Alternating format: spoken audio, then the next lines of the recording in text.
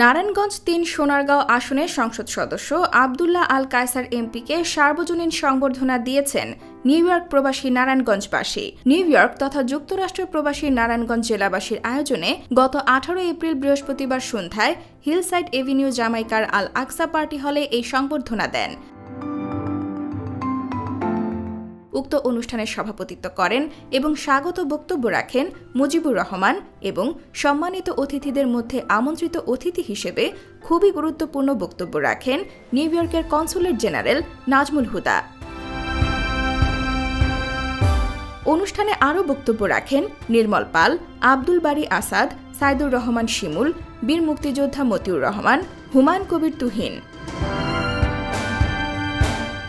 এছাড়াও বক্তব্য রাখেন যুক্তরাষ্ট্র আওয়ামী লীগের সভাপতি ড সিদ্দিকুর রহমান ও সাধারণ সম্পাদক আব্দুস সামাদ আজাদ। অন্যান্যদের মধ্যে আরও বক্তব্য রাখেন প্রাচ্যের ড্যান্ডি খ্যাত নারায়ণগঞ্জ ৩ সোনারগাঁও আসনের মাননীয় সংসদ সদস্য আব্দুল্লাহ আল কায়সারের সহধর্মিণী রুবিয়া সুলতানা।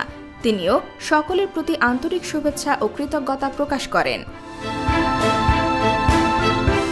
অনুষ্ঠানের শুরুতে পবিত্র কোরআন তেলাওয়াত ও মোনাজাতের মাধ্যমে এই সার্বজনীন সংবর্ধনা অনুষ্ঠান আরম্ভ করা হয়। সকলের উদ্দেশ্যে আল্লাহর নিকট মোনাজাত পরিচালনা করেন মাওলানা সায়েদ ফখরুদ্দিন আল রাজি। অনুষ্ঠান সঞ্চালনা করেন বিশিষ্ট উপস্থাপক আশরাফুল হাসান বুলবুল।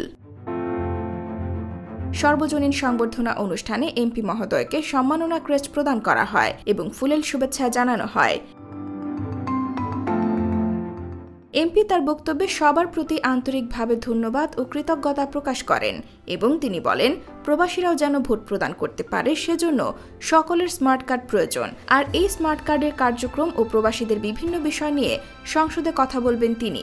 এটা কোনো রাজনৈতিক মঞ্চ ছিল না, এটা ছিল আমাদের নারায়ণগঞ্জ জেলার পক্ষ থেকে দল মত নির্বিশেষে সকল রাজনৈতিক চিন্তা চেতনার ঊর্ধ্বেই ছিল আজকের এই সার্বজনীন সংবর্ধনা।